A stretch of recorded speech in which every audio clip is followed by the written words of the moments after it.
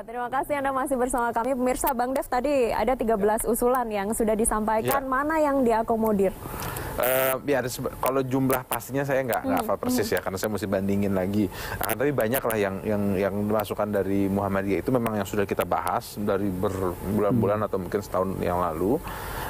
Tapi yang pasti itu yang tadi yang satu pelibatan TNI itu kita akan diatur dalam Perpres.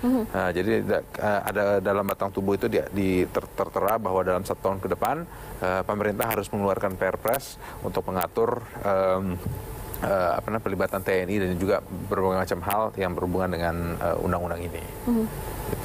Itu soal TNI. Terkait definisi, masukan-masukan yang diberikan apakah juga sudah? Ya, ada banyak juga yang sudah kita serap, karena kan memang ya tadi dikatakan bahwa baik Komnas HAM ataupun Muhammadiyah, NU, lalu juga ada banyak lembaga-lembaga LSM seperti imparsial segala macam itu semua kita undang. Bahkan Napiter pun pernah kita undang untuk kita dengarkan pandangan dari mereka tentang pergerakan teroris di Indonesia ini. Dari RUU ini Bang Nasution, mana yang menjadi catatan poin-poin, adakah yang melanggar HAM? Informasi terakhir mungkin nanti Mas Deb bisa update. Tetapi beberapa catatan kita misalnya soal penyadapan kita garis bawahi karena itu potensial untuk melanggar HAM. Coba diatur dalam itu sesuai izin pengadilan. Izin pengadilan. Baik. Jadi misalnya kalau terjadi penyadapan, ini ada penyadapan kemudian oleh pengadilan dianggap tidak sah, maka itu tidak bisa dijadikan alat bukti. Kira-kira gitu. Nah, beda dengan KPK. Kalau KPK masih bisa langsung nyadap aja. Oke. Nah, kira-kira begitu. Nah, kemudian soal ujaran kebencian misalnya, itu juga kemarin kita beri masukan. Jangan kemudian pasal 13 itu misalnya yang draft yang lama. Itu kemudian kita ingin memutar, kalau ini nggak hati-hati bisa memutar jarum jam sejarah. Kita dulu punya stigma ya. Saya kebetulan ikut menangani kasus pelanggaran HAM masa lalu ya. Betapa dulu kita kasus 65 misalnya ya. Negara kemudian pemerintah memberikan cek kosong kepada lembaga tertentu untuk menangani itu. Maka secara monolitik bahasanya kan sangat monolog sekali. Jadi siapapun yang bertentangan dan mengkritik pemerintah waktu itu capnya ya PKI gitu. Maka semua orang itu dicap. Ada orang yang sama sekali nggak terkait, maka kemudian menjadi. Nah, kita tidak ingin nanti undang-undang ini bisa berlaku seperti pengalaman kita masa lalu dengan ucapan ujaran kebencian di pasal 13 itu. Nah, kalau kemudian kemarin kita beri batasan, kita beri masukan supaya DPR hati-hati betul merumuskan apa yang disebut dengan ujaran kebencian. Nah, kemudian kemarin juga sebetulnya kita beri masukan. Misalnya dalam pengalaman catatan kita selama ini kan ada orang salah tangkap misalnya. Ini negara hadir seperti apa? Lalu kalau ada peristiwa bom misalnya ada korban, ini seperti apa? Kita punya pengalaman Mas De. Pada bom Tamrin itu kan ada korban dibawa ke rumah sakit di beberapa rumah sakit gitu. Itu kemudian datang lembaga-lembaga tertentu itu menjanjikan untuk menanggung biaya.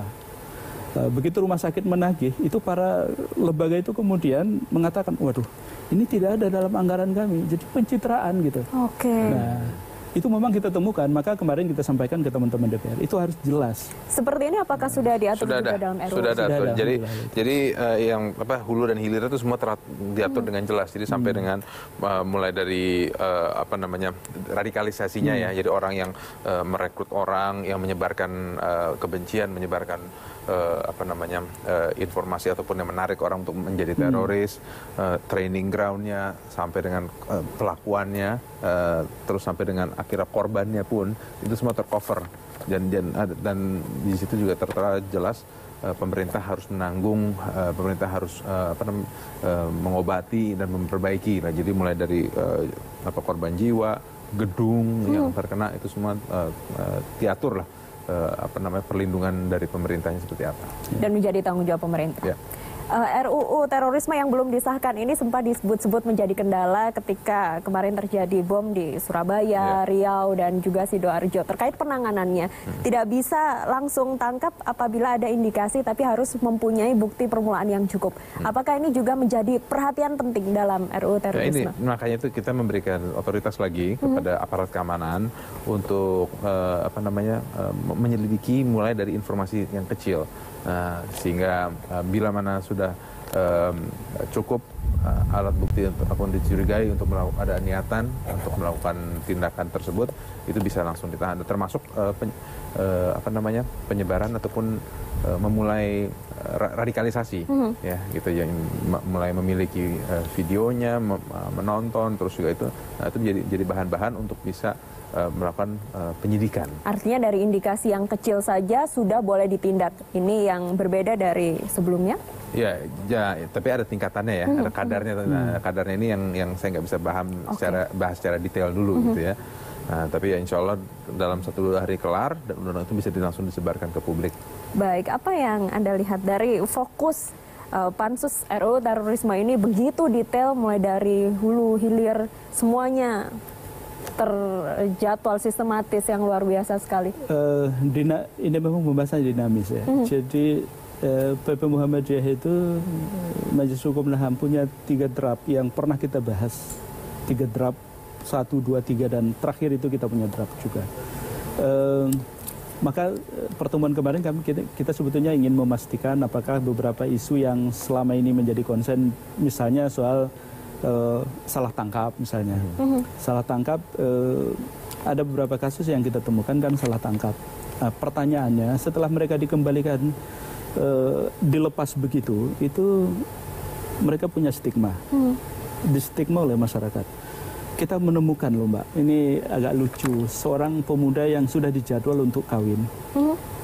Begitu ditangkap dan salah tangkap dikembalikan, itu tunangannya tidak mau kawin. Akhirnya dikawini, karena dia stigmanya teroris kan, maka harus kawin dengan adiknya dia. Rehabilitasi sosialnya seperti apa? Itu yang kita maksud, harus masuk di undang-undang itu. Jadi kalau ada salah tangkap, apalagi abuse misalnya, kasus Siono misalnya,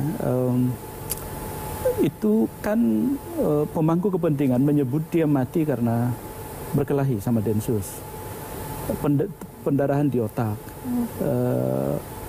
lalu sudah pernah diotopsi. Hasil otopsi kita, Komnas bersama PP Muhammadiyah waktu itu, karena kita nggak punya dokter, kita minta dokter.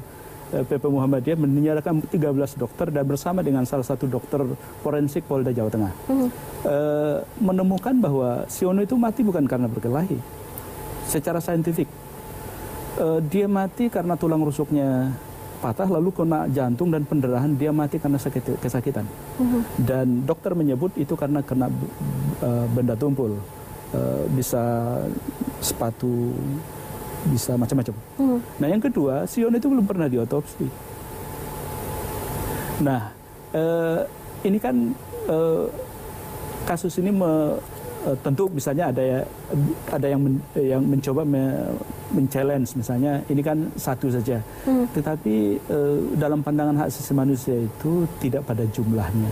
Satu manusia itu juga itu ya manusia gitu, yang kalau dalam perspektif Islam misalnya satu nyawa itu ya itu sama dengan seluruh jiwa umat manusia gitu loh. Jadi kalau membunuh seorang tanpa hak itu sama dengan membunuh seluruh umat manusia.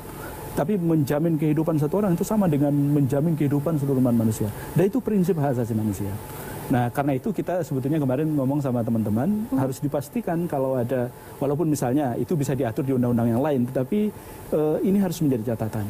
Nah, kemudian catatan kita yang kita tentu tidak seluruhnya menyalahkan kepolisian.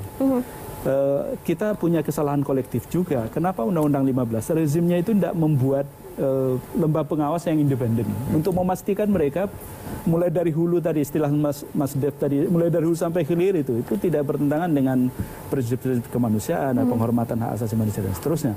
Maka kemudian kita melihat, kemarin kita ngomong sama teman-teman ini, ada baiknya dibentuk lembaga pengawas yang independen. Pengawas yang independen, nanti jawabannya usai jeda. Mirsa, tetaplah bersama kami akan kembali usai jeda berikut ini.